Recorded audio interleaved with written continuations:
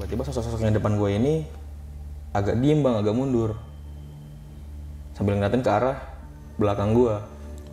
Waktu gue nengok ke belakang, gue lihat, waduh, ternyata ada si mbak-mbak ini, terus ada si bapak-bapak yang pakai pangsi itu, terus ada si sosok yang menyerupai kakek gue ini, sama ada sosok yang berpakaian serba putih, dan di atas sana di arah puncak ada sosok yang emang waktu gue tanya di bawah itu yang diyakini adalah Mbah Slamet. Nggak lama karena gue juga udah mulai agak kesel juga kan, gue bilang sama Chandra, Chan pokoknya depan berhenti. Akhirnya dia berhenti nih dengerin gue kan, karena gue udah agak naik suara gue kan. Kita berhenti, gue maju ke depan, gue bilang, udah kita pokoknya stop di sini. Gue maju ke depan, gue ambil senter gue senterin ke depan. Coba lo lihat di depan apaan? Ternyata ya kita udah di pinggir jurang bang. Itu depan itu udah gue senterin, udah pucuk-pucuk pohon semua.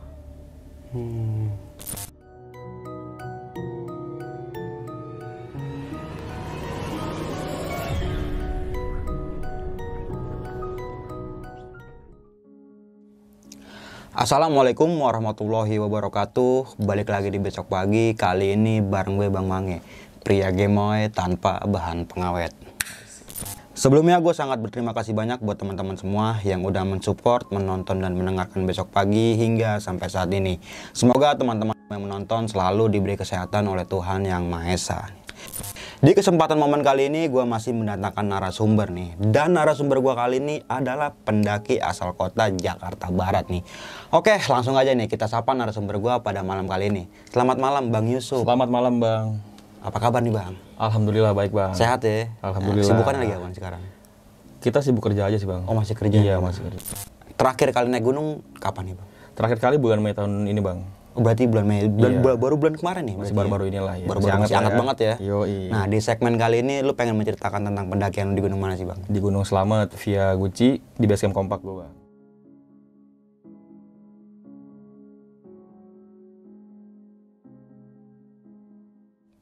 Nah, lu simak video ini sampai habis nih teman-teman semua, karena Bang Yusuf ini akan menceritakan sebab dan akibat kenapa dia dan rombongannya bisa diteror oleh makhluk yang tak kasat mata seperti itu.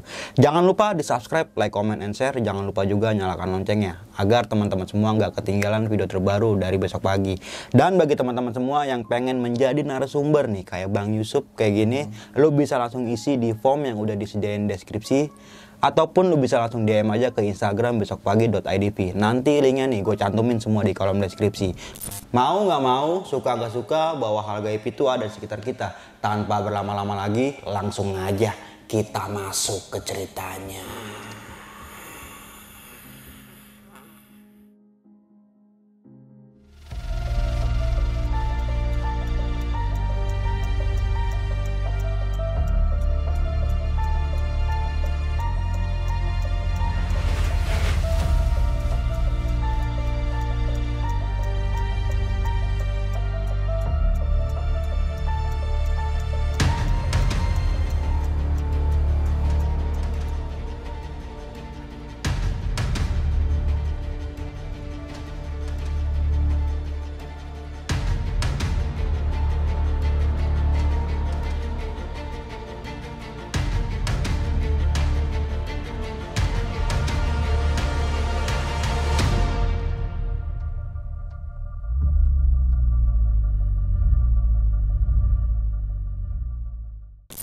...2021 Gunung Slamet via Guci nih, Basecamp Kompak nih. Yang Iya, tadi di awal cerita lu sempat menjelaskan lu sempat disasar nih Bang. Sebenarnya nggak disasarin sih bang. Ya itu mungkin gue mikirnya kesalahan gue sendiri lah. Dan pastinya banyak banget nih ya. Semua kejadian itu pasti ada sebab dan akibatnya nih. Kenapa Betul. lu bisa kayak gitu ya? Iya. Nah, lu bisa jelasin lagi nggak sih Bang lebih detail dari awal hingga akhir kejadian nih, hingga lu bisa menceritakan pengalaman pendakian lu di sini. Oke. Silakan Bang Yusuf. Bisa langsung kita mulai aja bang ya. Oke sip. Oke, jadi awal ceritanya itu waktu tahun 2021 bulan Mei, sekitar pertengahan bulan Mei, emang kita sebenarnya di tim gue ini biasalah mengadakan pendakian. Teman gue ini nge-WA gue lah di pertengahan bulan Mei itu, ngajakin naik gunung kan. Gue respon, oke kita mau naik kapan dan kemana. Kebenaran buat informasi, kita ini sukanya lewat jalur-jalur yang emang sepi pendaki bang. Gitu. Akhirnya karena tahun sebelumnya kita dari Sindoro, ada pilihannya mau ke Sumbing atau Slamet nih. Akhirnya kita pilih Slamet kan. Nah, kita cari nih jalur mau jalur mana kan.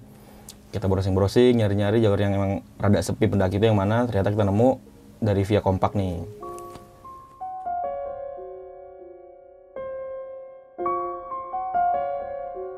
Akhirnya kita sepakat buat naik via Basecamp Kompak. Di sini tim gue ada gue sendiri, kemudian ada Chandra dan sepupunya Bang Ical. Kita sepakat waktu itu buat naik di minggu ketiga bulan Mei. Sampai H-3, gue konfirmasi lagi kan ke tim gue juga kan, kita bakalan jadi apa enggak. Akhirnya setelah kita diskusi, ternyata gagal bang. Karena waktu itu gue lihat di berita, ada pendaki yang meninggal di Gunung Slamet juga. Cuman via Basecamp Bambangan. Tuh. Nah karena informasi itu kita dapat, dan ternyata karena kejadian itu juga, semua jalur ditutup. Sampai batas yang belum kita ketahui kapan. Nah, dan kebenaran juga di minggu ketiga itu gue ada acara 100 harian kakek gue. Jadi otomatis ya udahlah, di minggu ketiga itu kita batalin, kita reschedule ke tanggal 4 Juninya. Nah, tanggal 4 Juni, H-3 kita ketemuan lagi nih, kita diskusi lagi. Tapi Chandra nggak bisa gue hubungin kan, nggak bisa gue hubungin. Akhirnya gue coba berkali-kali gue hubungin lagi, akhirnya dia ngebalas pesan gue kan, gue nanya jadi apa enggak nih, gimana kelanjutannya. Dan ternyata dibilang kemungkinan bakalan di schedule lagi kan, karena di pagi itu si Chandra ini dapat kabar bahwa omnya meninggal. Ya otomatis kan omnya si Chandra dan omnya si Bang Ical juga nih, otomatis dua orang ini nggak bisa nih, nggak mungkin gue sendiri kesana. Akhirnya di reschedule lagi di tanggal 11.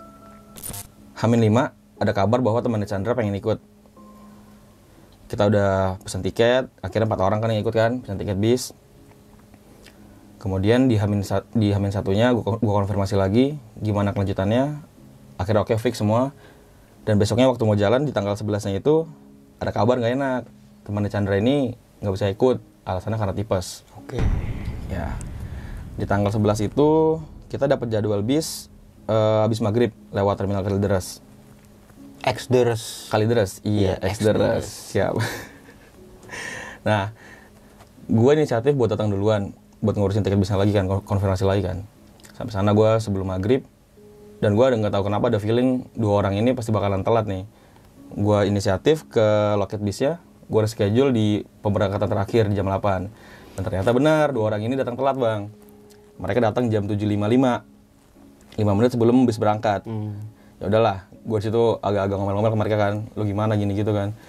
Akhirnya ya udah, akhirnya kita jalan, kita naik bis, jalan jam 8 dari terminal Kalideres.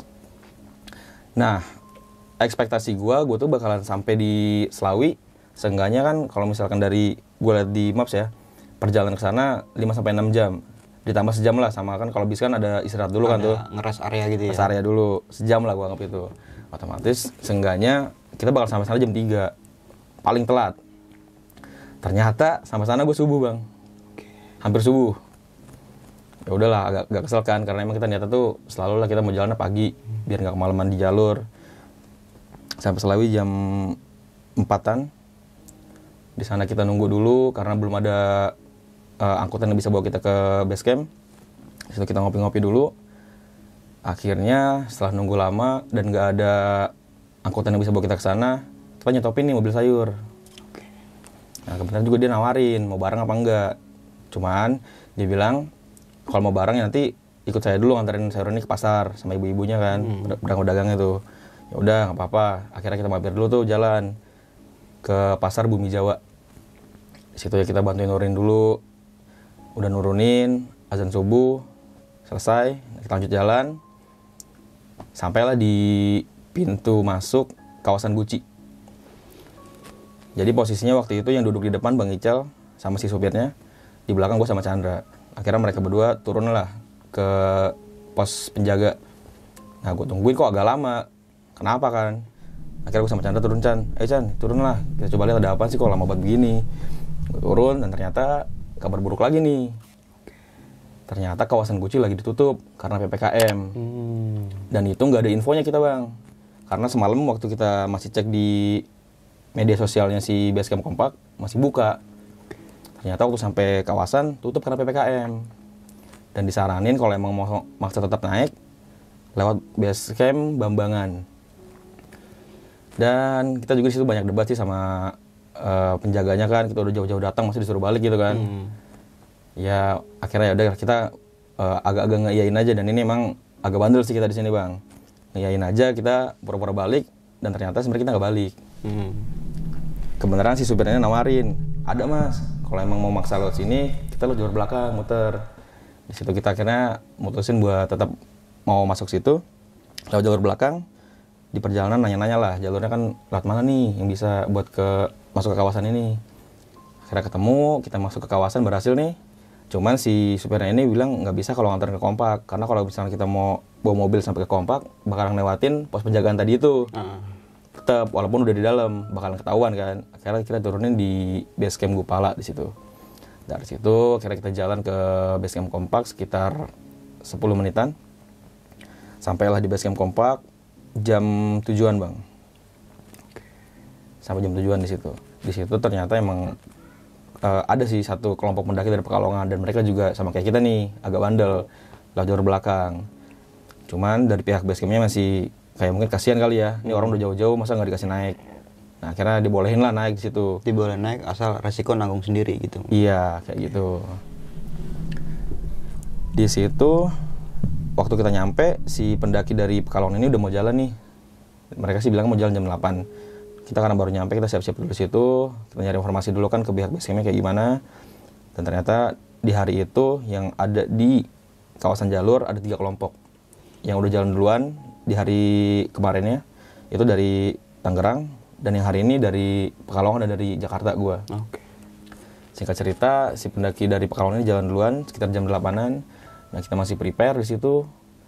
Nah, di sini karena mungkin gua masuk angin kali ya. Badan gak enak, gak tau kenapa ulu hati gue tuh udah sakit. Waktu itu udah kayak mutusin, wah gak bisa naik nih gue. Tapi ya setelah ya beberapa ngelakuin sesuatu lah gitu, gimana gitu kan, coba-coba ngobatin gitu, minum ini itu, akhirnya ya kiranya bisa lah. Kita mutusin buat naik, jalanlah jam 9 waktu itu bang.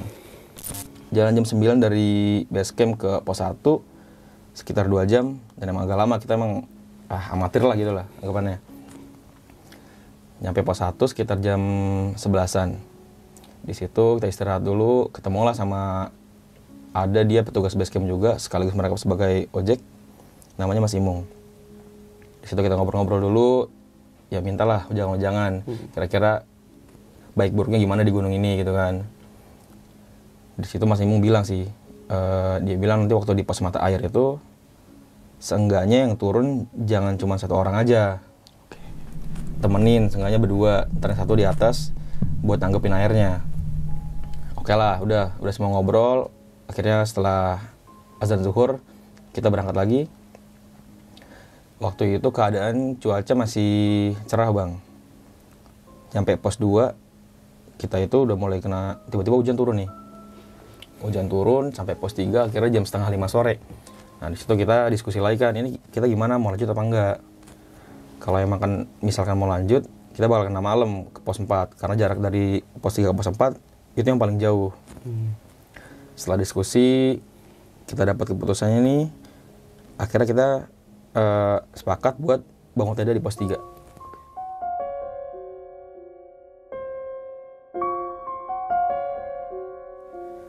Udah bangun tenda di situ, kita masak-masak, akhirnya pun malam. Dan di sini sebenarnya keanehan juga udah mulai ada sih. Biasanya kan kalau dalam keadaan cerah, malam di gunung, dan emang waktu itu kan di jalur Kompak ini vegetasi masih rimbun nih bang. Seenggaknya tuh malam itu harusnya banyak suara-suara binatang lah kayak gitu kan, binatang malam ya kan, serangga-serangga malam. Nah ini bener-bener anyep. Hening gitu. Hening banget karena emang di situ cuma tenda kita doang. Ya udahlah, itu nggak ambil pusing, gue masih mikir positif lah, nggak akan ada apa-apa. Akhirnya pagi pun tiba, jam 3.30 tuh gue bangunin mereka semua, kita bikin bekal. Nah di sini gue bikin bekal cuman buat 1 kali makan doang. Karena gue mikirnya waktu kita naik dan bakal turun nggak akan sampai sore. Jadi habis subuh kita mutusin buat jalan buat summit nih dari pos 3. Kita jalan dari pos 3 ke pos 4 itu sekitar 2,5 jam. Sampailah sekitar jam setengah 7 di pos 3. Di situ kita makan bekal dan ternyata emang di situ kita udah kelaparan. Kita makan bekalnya, otomatis kita udah nggak punya bekal nih bang. Sisa cuman kayak cemilan-cemilan kayak ya coklat, madu gitu-gitu aja. Kayak biskuit bang, biskuit. Biskuit enggak Bawa ya. nggak bawa, cuma kita doang bang. Energen enggak? Energi nggak bawa juga. Benar-benar cuma bekal udah jadi kita bawa buat sekali makan itu doang. Nah dari pos 3 ini udah kita makan, kita lanjut nih buat ngambil air. Karena dari pos 3 ke pos mata air ini cuma 5 menit doang. Nah di pos mata air ini awalnya si Chandra udah benar-benar kecapean. Dia bilang dia nggak bisa turun, nggak mau ikut ngambil air. Ya udah, dia nunggu di ada tanah lapang itu di sebelum pos mata air. Akhirnya gue sama Bang Ical ini yang nyari lah mata airnya di sebelah mana. Ternyata ada penunjuk arah bahwa mata air itu ke bawah. Nah di situ ada tulisan kan di pelangnya itu dilarang buang air di area mata air. Kemarin ada yang buang air kesurupan. Di situ gue bandel bang, nyelotok. Loh berarti demi sini galak-galak bang, hati-hati bang. Gue bilang kayak gitu tuh. Bandel gue emang. Akhirnya gue jalan lah, lanjutin sama Bang Ical. Nemu nih arah mata airnya kemana. Dan ternyata buat ke mata airnya itu kita mesti nurunin tebing vertikal yang seenggaknya itu 5-7 meter lah. Dan gue kira emang sih kita udah tahu sebelumnya kan dari Mas Imung keadaannya kayak gitu. Dan gue kira tuh kita turun pakai seenggaknya ada tangga dari karang mantel lah. Ternyata enggak. Turunnya itu kita pegang sama akar-akar pohon yang keluar dari sela-sela tebing. Kayak gitu. Akhirnya karena gue mikir berat badan gue ini nggak bakalan bisa ditopang sama si akar ini, Bang Ical juga nggak bisa. Kita balik lagi nih manggil Chandra karena dia yang paling memungkinkan buat turun. Agak kecil badannya. Agak kecil badan dia. Bilang Chandra, dia pun ngerti kan. Ya udah, akhirnya dia yang turun. Nah di sini kita lupa bang. Pesan Mas Imung, kalau mau ngambil air, jangan sendirian.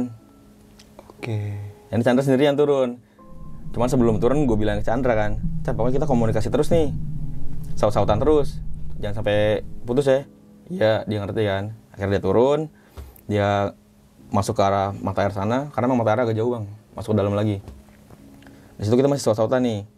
Nggak lama, waktu gue manggil dia, nggak ada jawaban. Di situ gue panik kan, bang ini gimana bang? Bang Ical gue ngomong gitu, Chandra nggak ada jawaban nih. Apa gue turun aja? Bang Ical nenangin kan, udah Cip jangan dulu, biarin dulu, siapa tahu ntar dia balik lagi, nggak ada apa-apa. Ya udah, akhirnya gue coba tenangin diri, kita tetap menunggu di atas. Nggak lama ada suara teriakan, manggil nama gue sautin lagi kan, gue kira itu Chandra, suara laki-laki bang.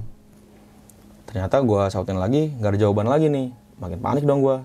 Chandra teriak, gue kira dia kenapa-napa, tapi di situ Bang Ical masih nenangin. Dan gak lama akhirnya Chandra ini muncul. Alhamdulillah dia muncul. Ya singkat cerita kita udahlah dapat airnya. Kita lanjutin jalan ke pos 5. Nyampe pos 5 itu kita sekitar jam 11-an. Di situ kita ketemulah sama pendaki yang sebelumnya naik duluan kan dari Tangerang dan dari Pekalongan. Di pos 5 kita sempat istirahat sebentar dan ternyata kita ketiduran sampai jam 12:30 lah di situ. Kita lanjut buat naik sampai puncak. Singkat ceritanya sampai puncak itu jam 3-an bang. Dari sini emang gak ada kejadian apa-apa sih. Jam 3-an sampai puncak. Di sana kita nggak lama, sekitar setengah jam doang buat foto-foto sama minum doang udah. Turunlah kita jam 3:30 dari puncak. Nah waktu turun ini dimulailah semuanya nih. Normalnya dari puncak itu kita turun, kalau misalkan naiknya aja selambat-lambatnya 3 jam, harusnya turun bisa lebih cepat dong bang. Nah di sini kita turun karena emang ngejar biar nggak kena gelap, kita turun agak cepat nih bang. Jadi gue kasih tahu dulu buat yang belum tahu, trek untuk summit dari via Basecamp Kompak ini sepertiga pertama itu trek berbatu yang gede-gede, cadas. Kemudian 2/3-nya itu batu-batu sedang campur kerikil. 3/3-nya ke atas itu trek berpasir. Di perpasir ini kita aman, kita turun, kita bisa cepat kan, bisa lari. Nah waktu di trek yang di berbatu dan berkerikil ini, Chandra Karena dia paling belakang, teriak dia bang. Jatuh ternyata dia. Jatuh, tulang keringnya kena batu, berdarah-darah dan bengkak tuh kan dia. Akhirnya mau nggak mau di situ kita ngelambatin tempo, nggak bisa cepat kan, nungguin dia juga tuh. Dan ternyata yang kita takutin kejadian juga. Nggak berasa, tiba-tiba itu udah gelap aja bang. Ya, karena udah gelap, otomatis tempo jadi lebih lambat lagi kan. Dan gue kasih tau keadaannya, jadi waktu trek turun itu, kalau misalnya kita naik tuh ada penandanya. Kelihatan kan ada pilox lah biasanya, kalau nggak besi-besi yang diwarnain gitu biar terang. Nah waktu turun ini nggak ada penandanya bang, jadi nggak kelihatan kita tuh apakah ada di jalur yang benar atau enggak. Akhirnya kita jalan gak jelas, kiri kanan, ke kiri ketemu jurang, kita ke kanan, ketemu jurang lagi. Dan malam itu, kalau gue bilang agak-agak aneh, bener-bener gelap itu gelap banget bang.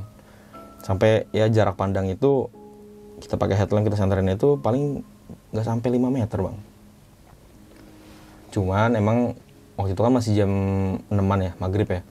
Jadi itu di batas horizon gitu kan masih adalah cahaya-cahaya yang keluar kan, kayak awan tuh masih kelihatan di atas. Masih ada cahaya matahari gitu ya? Iya, masih kelihatan itu. Senja itu bang? Senja. Emang bagus banget bang senjanya di situ bang. Kita lanjut kan, jalan. Udah mulai gak enak nih. Karena si Chandra udah mulai agak parah keadaannya, jalannya makin susah. Terus juga ditambah senter kita nih, headlamp kita udah redup, makin lambat. Di situ udah kayak kita mulai ribut lah. Ini kita bener gak nih jalan lewat sini? Akhirnya kita mutusin buat berhenti dulu. Kita diskusi. Karena emang udah mulai lah tuh ada embun-embun kan. Awan-awan lewat lah biasa. Awan bermuatan bawa air kan. Udah mulai dingin semua. Keadaan kita di situ emang udah gak bawa makanan. Cuman ada madu sama air tinggal setengah botol. Yang 1,5 liter.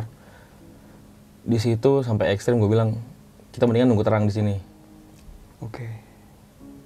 Dan mereka nggak setuju emang. Gue juga emang agak-agak parah di situ. Akhirnya Chandra ini tetap ngotot mau terus jalan. Nah, sebelum masuk ke cerita, untuk kalian yang ingin menjadi narasumber di Besok Pagi dan mempunyai cerita horor dalam pendakian, kalian bisa kirim cerita kalian ke Instagram official besokpagi.idv atau melalui email besokpagi.ch@gmail.com. Oke? Kita langsung aja nih lanjut ke ceritanya. Di situ pandangan gue kebawa ke salah satu awan yang berbentuk toko perwayangan. Dia megang tongkat gitu kayak ngarahin ke arah sebelah kiri. Di situ gue masih belum mikir kalau itu adalah sebuah pertanda. Dan kita tetap lanjutin jalan. Kita melipir ke kiri ke kanan. Waktu kita ke arah kanan dan ketemu jurang, pandangan gue juga kebawa lagi nih ke salah satu, ada siluet pohon gede banget. Dan kayak di hati gue tuh bilang, jangan sampai lu ke arah sono. Artinya kan di arah berlawanan nih, si pohon ini di sebelah kanan, si toko perwayangan tadi itu ngasih tanda ke sebelah kiri. Nah ternyata kita malah ke arah kanan nih bang. Akhirnya kita turun ke arah kanan, ngerangkak terus tuh turun. Karena emang pencahayaan udah minim, gue di tengah, si Bang Ical jalan duluan, gue senterin. Ntar gantian Bang Ical nyenterin gue, baru ntar gue nyenterin Chandra. Kayak gitu. Dan yang ditakutin kejadian juga, ternyata kita malah melipir ke arah kanan terus. Dan gue berhadapan sama pohon yang gede itu. Di situ tuh jadi bentuknya ada pohon gede, terus kayak ada pelataran gitu. Pelatarannya ya kayak bersih gitu lah, kayak terawat. Gue juga masih mikir kan tuh kalau di atas gunung itu ada yang terawat kayak gitu kan. Dan gue tuh udah berdiri di sisi jurang nih. Jadi tuh posisi pohonnya itu ada di seberang. Jadi gue jurang dulu, baru si pohon ini. Di situ gue bilang kita nggak bisa ke arah sini nih, harus balik ke kiri lagi. Akhirnya balik ke kiri lagi. Di situ kita mutusin pokoknya nanti kalau kita ketemu vegetasi, kita harus udah bermalam di situ aja. Singkat cerita gue ketemu nih sama vegetasi nih, agak seneng dong. Kemungkinan jalurnya nggak bakal jauh dari sini, jalur aslinya. Ternyata setelah kita melipir itu jalur nggak ketemu bang. Jalur tetap nggak ketemu. Dan itu vegetasi rapat, nggak ada celah yang bisa kita masukin lah. Karena situ emang kita nggak bawa golok ya kan. Dan kita emang juga nggak mau istilahnya ngerusak lah di situ. Sampai kita melipir, kita ketemu ada celah bisa masuk, dan itu gua rasa adalah jalur air. Kita masuk ke jalur air. Waktu pertama kali masuk ke situ, jadi si Bang Ical duluan. Yang kedua dia ikutin sama Chandra, gue di belakang. Pertama kali masuk Bang Ical jatuh nih bang. Ternyata buat turun situ agak dalam. Jatuh dia kan. Akhirnya yang belakang ya hati-hati lah masuk kan. Akhirnya kita masuk ke dalam itu. Jadi kondisinya setelah Rimbunan Poncan Tinggi, itu tuh ilalang semua bang. Dan masuk ke situ, di situ gue masih mikir agak aneh juga. Gue bilang gue mau dokumentasi ini. Tapi waktu gue ngeluarin HP gue mau dokumentasiin, kayak hati gue tuh bilang, jangan dah, ini bukan waktu lu gitu. Ya udah, gue ngikutin hati gue kan, gue masukin lagi tuh HP. Gue bilang sama Chandra, sama Bang Ical juga, di depan kalau ada tanah lapang, udah kita berhenti. Kita bermalam di sini aja. Cuman namanya ego ya kan, dan mungkin juga gue mikirnya dia udah capek, pengen buru-buru nyampe tenda, pengen tidur, pengen makan kan.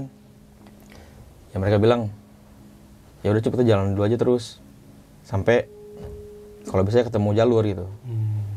Dan ternyata sampai kita tuh dari puncak jam 3:30 sampai jam 9 malam tuh nggak ketemu bang. Dan itu nggak normal bang. Kayak tadi gue bilang seharusnya tuh kita naik aja maksimal 3 jam paling lambat. Ini kita turun dari jam 3:30 sore sampai jam 9 malam, 5,5 jam. Nggak lama karena gue juga udah mulai agak kesel juga kan. Gue bilang sama Chandra, Chan pokoknya depan berhenti. Akhirnya dia berhenti nih dengerin gue kan, karena gue udah agak naik suara gue kan. Kita berhenti, gue maju ke depan, gue bilang, udah kita pokoknya stop di sini. Gue maju ke depan, gue ambil senter gue senterin ke depan. Coba lo lihat di depan apaan? Ternyata ya kita udah di pinggir jurang bang. Itu depan itu udah gue senterin, udah pucuk-pucuk pohon semua.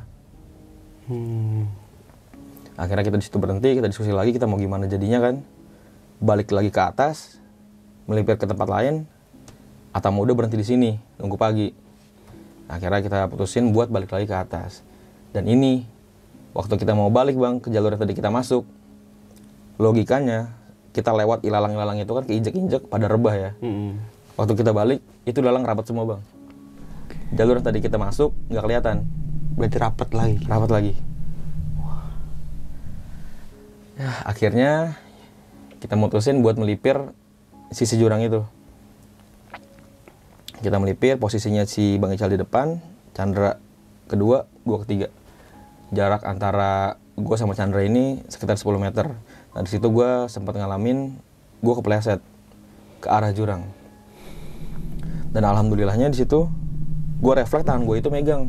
Ada pohon kecil ya, tingginya nggak nyampe semeter lah. Gue pegangan itu, dan anehnya itu mampu nahan beban badan gue bang. Akhirnya gue bisa pegangan itu, gue bangun. Kita lanjutin jalan. Gue di situ akhirnya nemuin tempat yang agak lapang, yang kiranya bisa buat kita istirahat lah di situ. Setelah perdebatan panjang, akhirnya di situ mereka juga udah, ya udahlah, namanya udah capek kan, ya udahlah kita istirahat di sini nunggu terang aja. Jadi situ ada pohon bercabang 2 gitu, sama 1 pohon nih. Di situ gue anggapnya, ini benar-benar kayak keadaan kita nih. Karena kebenaran si Chandra ini kan sama Bang Ical sepupu gue nih. Ini 1 pohon jadi 2 cabang ini, 1 pohon sendiri. Nah kita juga tidur nggak sengaja nih. Posisinya kayak gitu juga, Bang Ical di sebelah kanan, Chandra di tengah, gue sebelah kiri. Sesuai sama si pohonnya ini kan.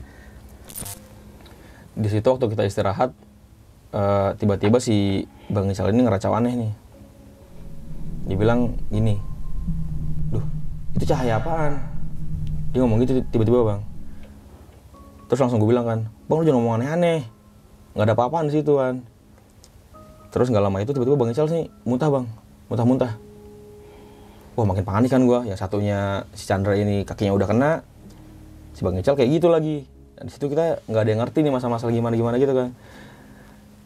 Akhirnya ya udahlah Bang Ical ditenangin karena kebenaran masih ada obat angin. Kita minumin itu ke Bang Ical. Jadi kondisinya waktu itu persediaan cuma tinggal air doang. Yang 1,5 liter tinggal setengah botol, sama ada obat angin dan madu sedikit. Akhirnya Bang Ical dikasih obat angin, gue suruh tidur. Di situ Bang Ical bisa tidur duluan nih. Sisa gue sama Chandra yang masih bangun. Keadaan waktu itu jam 10 malam. Di situ gue sama Chandra ngobrol, bikin rencana kira-kira mau kayak gimana. Karena kebenaran kita juga dibawain HT dari base camp, jaga-jaga. Kirain ada HT, kita buka HT nih kan. Kita coba hubungin ke base camp, nggak ada jawaban bang. Jam 10 malam itu, sama sekali nggak ada jawaban. Akhirnya karena nggak ada jawaban, ya udah kita mutusin buat tidur. Tapi gue sama Chandra masih nggak bisa tidur tuh. Kita rebah-rebahan aja di situ kan. Dan ternyata tiba-tiba mendung datang, agak-agak gerimis keadaannya. Jadi kita pakai jas hujan sambil rebahan gitu. Di situ kondisi gue cuma pakai kaos sama rompi sama celana panjang. Mulai dari gue keserang gejala-gejala kedinginan banget, sampai gue napas pun sampai gemeter tuh bang. Setiap gue napas tuh sampai badan gue tuh geter. Terus gue dibilang ke Chandra gue nggak kuat nih kalau kayak gini. Udah parah banget lah, baju udah basah, sepatu basah, udah kedinginan banget di situ. Akhirnya gue ketiduran bang. Ketiduran, jadi gue nganggap ini adalah mimpi. Di mimpi gue itu, gue lagi jalan di jalur dari pos 5 ke pos 4. Di situ gue lagi gendong keril, tiba-tiba ada yang nyapa gue dari samping kiri. Sosoknya itu dia pakai baju pangsi dan pakai peci warna hitam. Dia manggil, Mas mau kemana? gue jawab bang, ini pak mau turun. Terus dia ngomong lagi, Udah sini mampir dulu, minum-minum dulu. nah gue ngeiyain nih, gue mampir. Dan anehnya tuh di situ keadaannya ada rumah bang. Jadi itu si bapak itu manggil dari depan rumah. Akhirnya gue mampir ke situ, gue naruh keril. Si bapak ini ngomong lagi ke orang di dalam, gue nggak tahu siapa ya. Dia ngomong gini, Mbak, nih, tolong dibikinin minum dulu. sampai situ gue kebangun nih. Gue kebangun, di situ keadaan gue masih parah semua, sakit semua badan, masih menggigil juga. Gue bangunin Chandra. Akhirnya Chandra pun bangun. Kita buka HT lagi bang. Kita buka HT, kita coba komunikasi lagi, masih nggak ada jawaban. Selang setengah jam kemudian kita coba komunikasi lagi, ada jawaban. Kita mikir, wah alhamdulillah nih, ada yang jawab. Cuman di jawabannya ini agak aneh sih. Jadi kan bahasa itu kan kalau di daerah Tegal itu kan ngapak ya. Cuman yang jawabnya ini pakai bahasa Jawa Cirebon. Oke. Dan gue nanya Chandra, lu ngerti gak bahasa ini artinya apa? Gue kebenaran gak ngerti nih. Dan dia bilang, dia jawabnya gak tahu cup. Loh kok gak tahu? Maksudnya apa? Gue bilang, ini gue timnya Chandra. Jadi di hati itu gue komunikasi, gue bilang gini, ini timnya Chandra tersesat lah, intinya kayak gitu kan. Terus jawabannya itu, gak tahu, saya gak tahu, cuma gitu doang. Aneh, gue bilang, wah kok kayak gini. Akhirnya ya udahlah, putus asa kan, hati dimatiin.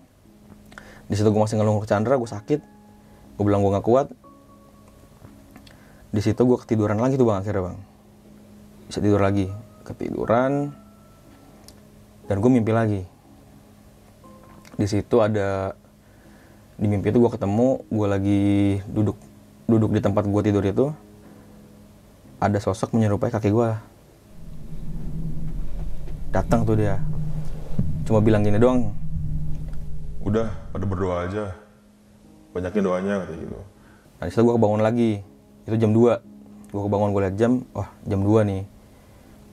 Di situ gue udah masih menggigil banget. Gue coba ngeluarin korek, gue nyari daun kering, gue bakar buat ngangkatin badan kan.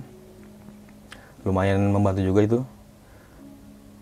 Gak lama kedengar suara-suara bang dari belakang gue. Suara-suara kayak ada orang datang.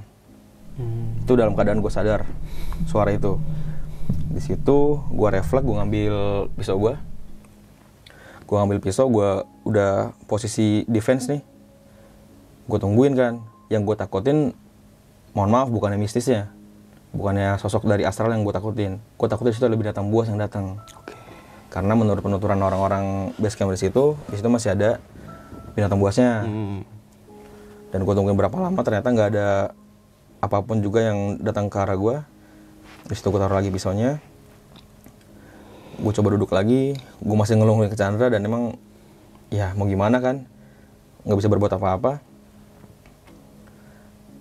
Akhirnya di jam 2-an itu gue ketiduran lagi. Nah di sini karena gue udah keadaannya udah parah banget, gue udah pasrah, gue udah wah kacau lah. Di situ nangis gue bang, kayak mikirin kesalahan gue selama hidup kan. Udah benar-benar gak kuat gue di situ. Gue bawa zikir aja kan, gue doa-doa. dan nggak lama gue ketiduran lagi. Dan di sini gue mimpi lagi. Dan ini yang paling aneh sih menurut gue. Jadi di mimpi itu gue tiba-tiba duduk ada di, jadi kan posisi gue tidur kan gue agak miring gini. Gue duduk di atas sini dan gue ngeliat di situ ada gue, Chandra sama Bang Ical. Gue mikir, loh kok begini? Apa gue udah lewat? Gue mikir kayak gitu bang. Gue lagi mikir kayak gitu, tiba-tiba ada yang nepak dari belakang gue. Mbak nepak gue nengok kan. Terus dia langsung ngomong kayak gini, Dek, udah tenang aja, besok juga jalurnya ketemu. Sambil nyodorin minum, dia ngomong gini, nih tehnya diminum dulu aja. Dan gak sengaja gue refleks, gue ambil itu minuman bang. Gue minum itu minumannya. Setelah gue minum, gue nanya ke mbak ini, iya mbak, tapi jalurnya di sebelah mana? Nah terus dia bilang gini, si mbaknya, noh itu jalurnya di sebelah sana tuh. Sambil nunjuk gitu bang. Nah otomatis pandangan gue ngikutin arah tunjukannya dia. Dan anehnya, kayaknya itu pandangan gue ngikutin arah tunjukannya dia gitu. Kayak masuk ke hutan terus, dan ujungnya gue ngeliat jalur emang. Gue ngeliat jalur, terus setelah gue dikasih minum itu, yang gue lihat lagi sih di mimpi gue itu, karena gue tidur di depan itu jurang, di jurang ini banyak sosok yang lainnya juga. Itu ada yang menyerupai pendaki, kayak pendaki gitulah, berpakaian pendaki gitu. Dia itu seakan-akan emang komunikasi ini nggak terjadi, cuma seakan-akan kayak mereka tuh ngajakin gue buat ayo nih kesini jalurnya gitu loh. Waktu gue ngeliat itu semua, tiba-tiba sosok-sosok yang depan gue ini agak diem bang, agak mundur sambil ngeliatin ke arah belakang gue. Waktu gue nengok ke belakang, gue lihat, waduh, ternyata ada si mbak-mbak ini, terus ada si bapak-bapak yang pakai pangsi itu, terus ada si sosok yang menyerupai kakek gue ini, sama ada sosok yang berpakaian serba putih, dan di atas sana di arah puncak ada sosok yang emang waktu gue tanya di bawah itu yang diyakini adalah Mbah Slamet. Oke. Jadi si sosok-sosok yang ngajak gue ini, yang para pendaki yang di pinggir jurang ini, kalau gue lihat ekspresinya agak-agak ketakutan gitu. Dan dari situ akhirnya gue, setelah kejadian itu gue kebangun, dan itu pas banget sama azan subuh. Dan keadaan gue saat bangun itu, anehnya gue tiba-tiba seger bang. Semua yang gue rasain sakit itu hilang semua. Gue udah seger, gue bangun sendiri, gue pemanasan kan. Gue masih belum bangunin si Chandra sama Bang Ical nih. Nggak lama sekitar jam 5:30, gue bangunin lah mereka berdua. Gue ceritain kejadian semalam, apa yang gue alamin, apa yang gue lihat di mimpi gue. Gue bilang ke mereka berdua, gue mimpi kayak gini, gue dikasih tau jalur. Lo percaya gak sama gue? Mereka bilang, ya udah Cup, jalan aja. Jalan kan. Mereka udah setuju kayak gitu. Cuman gue masih mikir, karena yang gue temuin ini adalah sosok yang nggak tahu gue siapa, yang gue nggak tahu dia itu siapa, gue nggak langsung percaya bang. Gue masih analisa kan, kalau gue ngikutin petunjuknya dia, apakah benar itu jalurnya? Takutnya malah disesatin lagi kan. Gue analisa lagi ke jalur yang berlawanan yang dikasih tahu kayak gimana. Dan akhirnya setelah gue observasi daerah situ, gue mutusin ya udah buat ngikutin nih yang ditunjukin semalam itu. Dan ternyata emang benar, alhamdulillah itu adalah jalurnya. Oke. Kita akhirnya jalan, senang banget kan ketemu jalur. Udah masuk jalur nih, udah ketemu jalurnya, kita sampailah di pos mata air. Kebenaran di situ ada kelompok pendaki lain. Kita langsung disambut di situ, dikasih makan, dikasih minum. Udah dari situ kita lanjut sampai tenda kita. Di situ kita langsung siap-siap, kita makan, kita ganti baju semua, langsung turun. Sampai di pos 1, Bang Ical ini tiba-tiba muntah-muntah lagi. Dia muntah-muntah lagi, dia bilang, gue udah gak kuat jalan.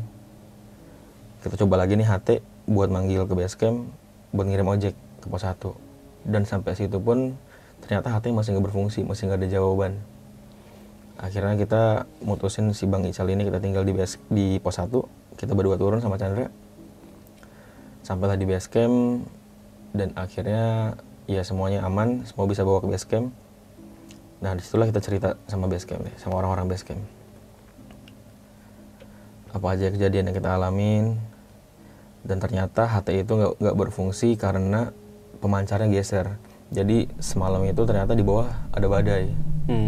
Dan gue berpikir, wow sampai separah ini alam uji kita gitu loh. Berarti kayak frekuensinya itu kegeser gitu ya? Iya. Jadi nggak nyambung. Jadi gitu. ke arah, makanya jawabnya orang Cirebon itu bang. Oke. Gitu. Di situ kita udah sampai base camp, dibawalah ke rumah kuncinya, kita cerita-cerita dan dia ternyata tahu kalau kita nyasar. Oke. Dan sosok-sosok tadi yang gue sebutin itu, kenapa gue bisa ngomong kayak gitu, karena atas konfirmasi dan menurut orang-orang base camp dan kuncinya sendiri, mereka ngasih tahu semua sosok yang gue temuin adalah siapanya. Oke. Berarti penunggu di Gunung Slamet. Iya. Itu. Berkata kayak sesepuhnya mungkin. Iya benar bang, kayak gitu bang. Dan yang tadi lu sempat lihat di atas puncak itu mungkin yang disebut Iya, Mbah dibilang Slametnya itu Simbah katanya gitu loh. Oke. Tuh. Ya singkat cerita kita selamat lah kan. Selamat nih jadinya, alhamdulillah. Sampai rumah masih ada cerita. Sampai rumah tuh gue ketemu ibu gue tuh bilang gini. Kemarin kenapa? Perasaan ibu gak enak banget katanya. Jadi tuh di malam sebelumnya, artinya di malam gue nyasar itu sekitar jam 2-an juga ibu gue kebangun dan dia bilang perasaannya gak enak bang. Gak enak buat perasaannya katanya. Akhirnya dia mutusin buat ngaji lah. Lagi ngaji itu dia ketiduran. Di tidurnya itu dia mimpi ketemu kakek gue. Dia bilang gini, waktu si ketemu kakek gue ini, kakek gue itu bilang kayak gini, kenapa gak enak aja gitu. Ibu gue bilang, ini si Yusuf naik gunung, udah bilang jangan naik gunung, masih aja gitu loh. Akhirnya si kakek gue bilang gini, ya terus mau gimana? Ibu gue nyautin lagi, terus tolong ditengokin cucunya gitu. Akhirnya diiyain kan sama sosok itu. Dan gue pikir akhirnya, oh ini relate nih. Oke, nyambung lah gitu ya. Iya. Dia juga muncul di sana juga gitu. Oke. Ya kayak gitu bang. Nah, akhirnya ya selamat lah semua alhamdulillah. Dan tiga-tiganya selamat sampai rumah semua. Iya. Nggak ada cerita-cerita lagi tuh. Nggak ada. Sampai rumah ataupun sampai base camp. Atau tentang dua orang teman lu nih merasakan hal-hal yang aneh gitu. Iya, kalau teman gue sih bilangnya mereka ngerasa ya waktu kita di dalam vegetasi itu agak-agak rame, mereka bilang sih. Oke. Kayak gitu. Cuma kayak riuh aja mungkin. Iya, sama kayak Chandra pun dia waktu di mata air ada lah, dibilang waktu ngambil air itu di sekitarnya itu banyak bulu-bulu burung yang copot. Artinya kan di situ masih ada binatang buas pemangsa bang. Gitu. Jadi bikin Chandra nervous atau takut gitu mungkin. Iya kayak gitu. Oke nih, gokil banget ini cerita pendakian lu di Gunung Slamet. Iya benar. Pada tahun 2021. Iya. Dan lu juga pulang dengan selamat juga nih. Alhamdulillah, selamat dengan nama gunungnya juga nih. Iya. Oke nih, kita masuk ke sesi tanya jawab.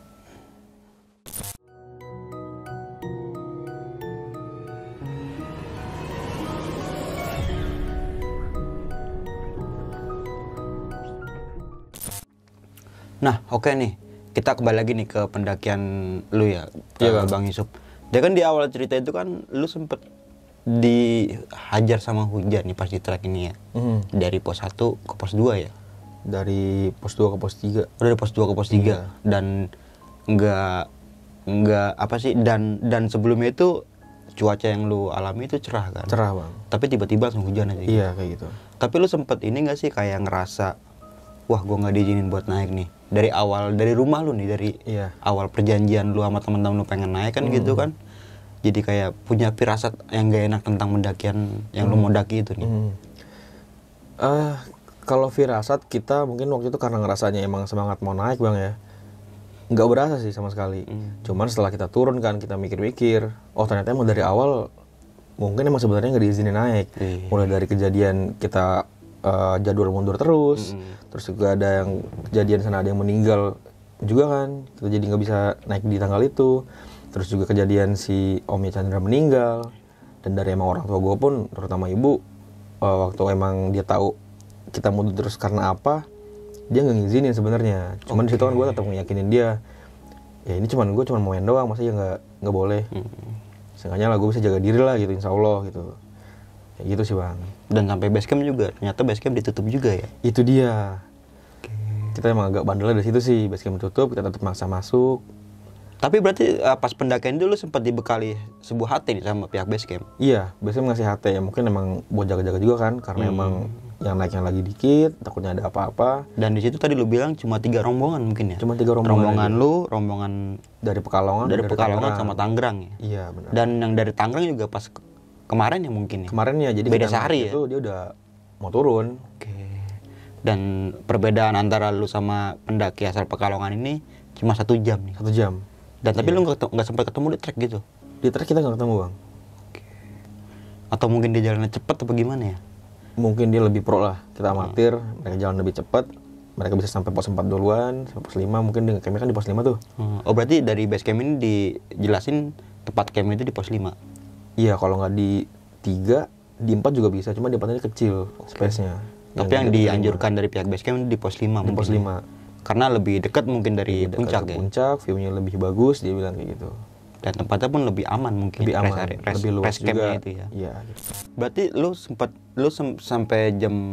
sampai pos 3 itu di sore mungkin itu dia bilangnya? Sore jam 4:30 bang. Jam 4:30 dan lu memutuskan buat ya udahlah buka tenda di sini aja karena nggak pengen jalan malam ya? Iya benar bang. Tapi yang di malam pertama yang lu rasain itu tadi lu sempat bilang kayak hening gitu.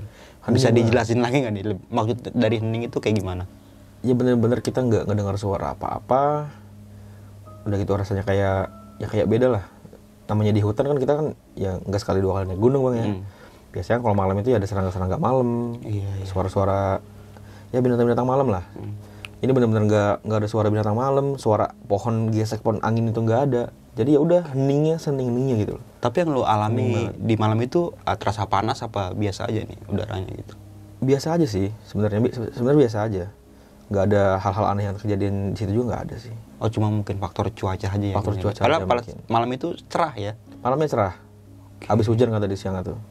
Seharusnya kalau cerah kayak gitu banyak dong kayak binatang-binatang Iya, hutan nih. ada aktivitas binatang lah seenggaknya malam itu. Ataupun ya angin lah, gesek pohon, suara-suara pohon tuh ada harusnya. Tapi yang lu alamin nggak ada? Nggak sama ada, sekali. bener-bener sunyi, hening gitu. Nah singkat cerita lu sampai subuh nih ya buat melanjutkan summit nih mungkin. Iya. Summit tadi sempat jam 3 ya? Jam 3.30 lu bangun ya? Gue bangun jam 3.30 itu. Di situ kita masak dulu, siapin perbekalan buat sekali makan. Oh berarti lu pas summit ini nggak bawa kayak kompor gitu nggak? Enggak bang, enggak bawa kompor. Cuma bawa makanan jadi aja gitu? Iya, karena kita mikirnya ya kita bakalan balik lagi ke tenda, seenggaknya nggak akan sampai sore. Nah ini juga pelajaran sih buat gua pribadi dan buat teman-teman sekalian yang mau mendaki juga.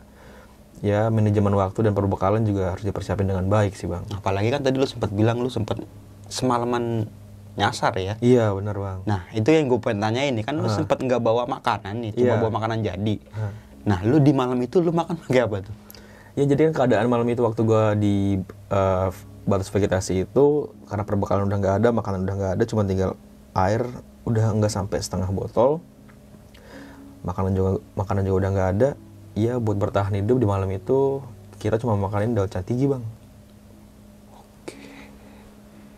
Mau nggak mau ya seenggaknya buat ngisi perut lah, biar nggak kosong-kosong banget, karena emang keadaannya kan cuaca dingin banget di situ bang. Udah gitu cuman pakai pakaian yang nggak safety lah kalau dibilang buat di keadaan cuaca kayak gitu. Iya karena pakaian summit mungkin ya. Iya. Dan tapi lu nggak sempat bawa jaket gitu? Apa gimana? Jaket gue tuh agak kurang suka pakai jaket, jadi gue cuma bawa rompi aja. Tapi kan nggak terlalu ini banget ya masih Iya, tembus ya. nggak bisa nahan dari dingin lah, dari cuaca.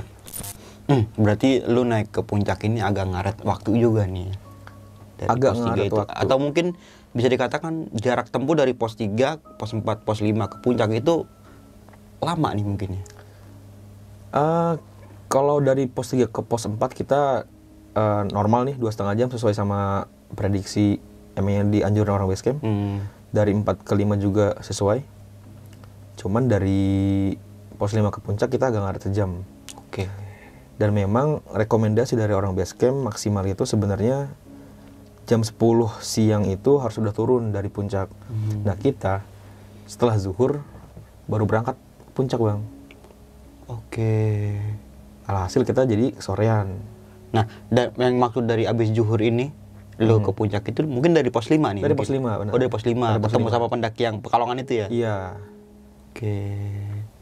Dari pos 5 sampai puncak itu jam 3 lewat mungkin? Jam 3-an lah.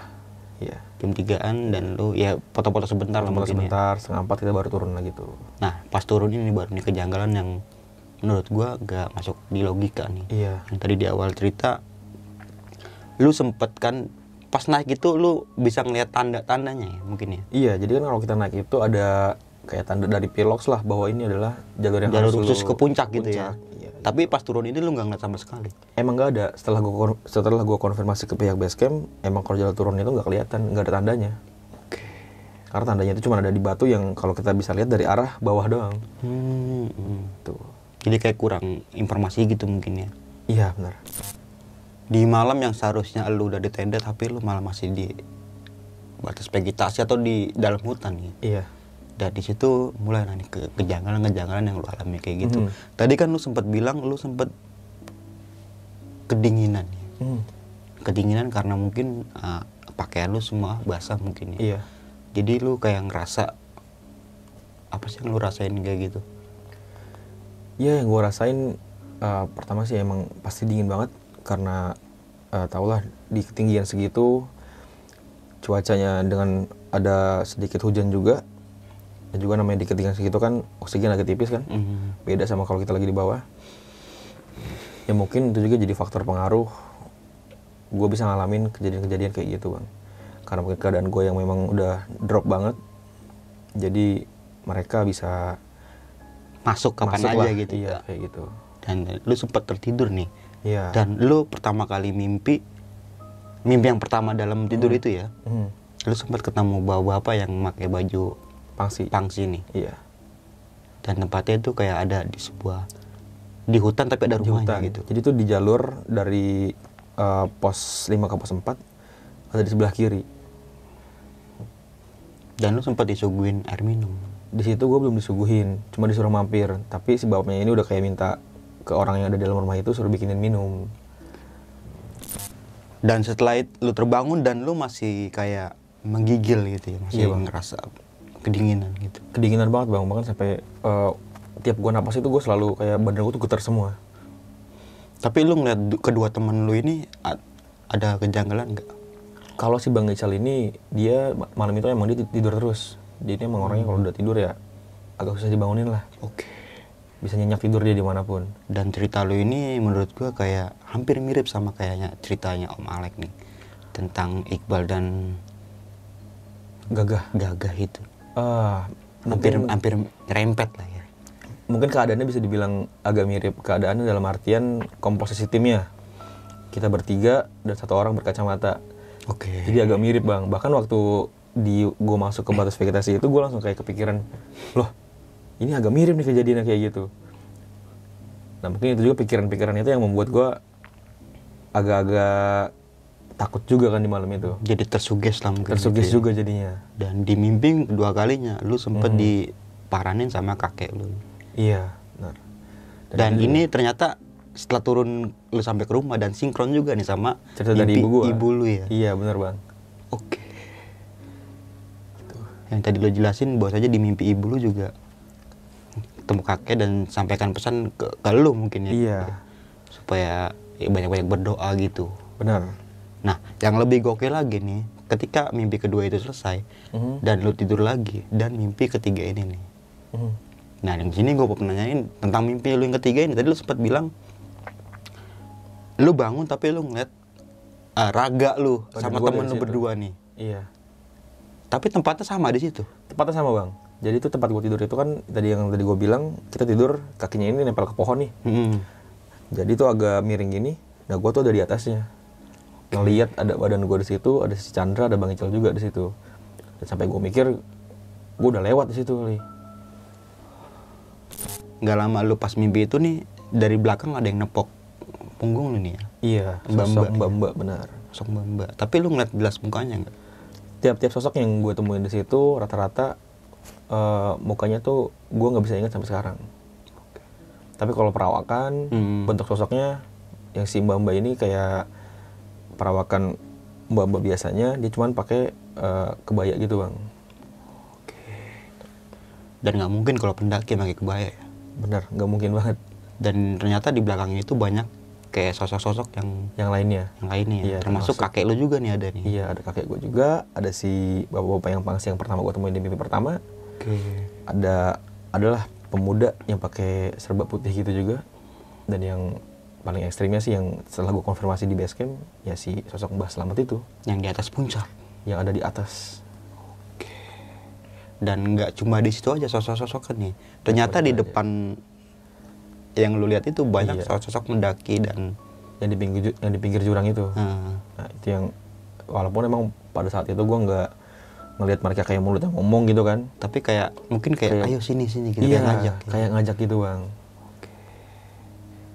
Tapi pas mereka yang sosok makhluk pendaki ini yang lihat dari belakang lu ini mungkin agak diem mungkin karena takut mungkin.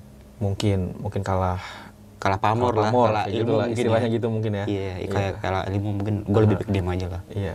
Dan akhirnya lu ditunjukin jalan sama si mbak-mbak itu juga. Iya, yang ngasih gua minum juga dia. Oh sempat dikasih minum juga tadi ya di mimpi itu ya. Jadi waktu dia napak itu dia langsung nyuguhin gua minuman di nampan kayu gitu sama gelas kayu. Terus itu gua minum bang. Dan yang aneh lagi pas ketika lu sadar, lu bangun, badan lu beda sama sebelumnya, sehat. Iya, langsung fit lagi bang. Oke. Bener-bener langsung fit. Dan lu nggak langsung percaya nih akal sama yang diunjukin sama Mbak ini, bahwa jalan turun itu ke kiri.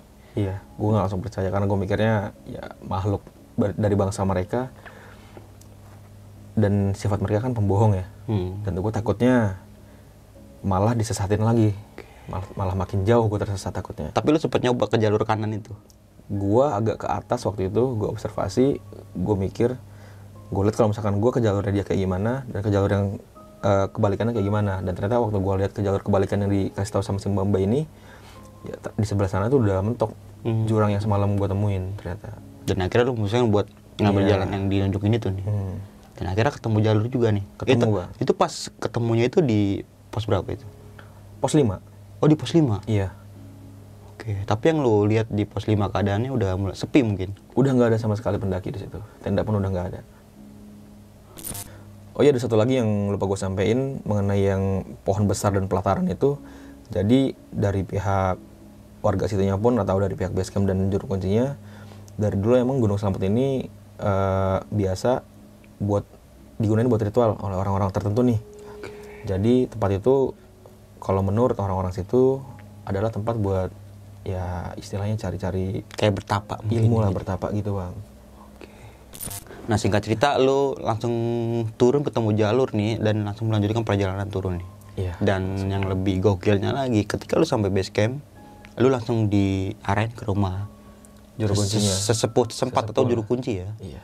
Dan lu menceritakan semua pengalaman kejadian lu ketika di atas dan ternyata dikonfirmasi bahwa saja yang memakai sosok yang gue temuin itu adalah ya benar adanya gitu loh. Oke. Dan yang disebut tadi sama Mbak Slamet juga emang benar ada gitu. Iya, menurut penuturan dari juru kunci situnya. Oke, gokil banget ini cerita pendakian di Gunung Slamet.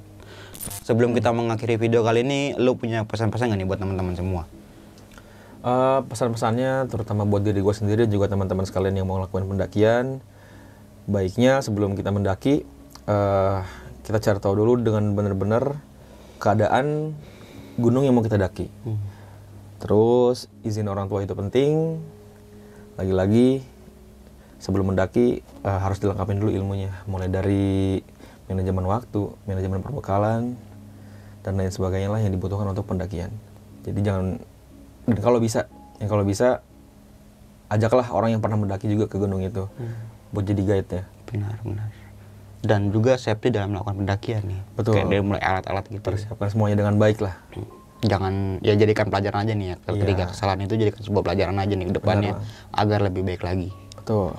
Oke, mungkin itu aja nih dari gua Bang Mange dan juga Bang Yusuf ya Bang. Iya Bang. Gua pamit undur diri, sampai jumpa di video-video selanjutnya. Wassalamualaikum warahmatullahi wabarakatuh.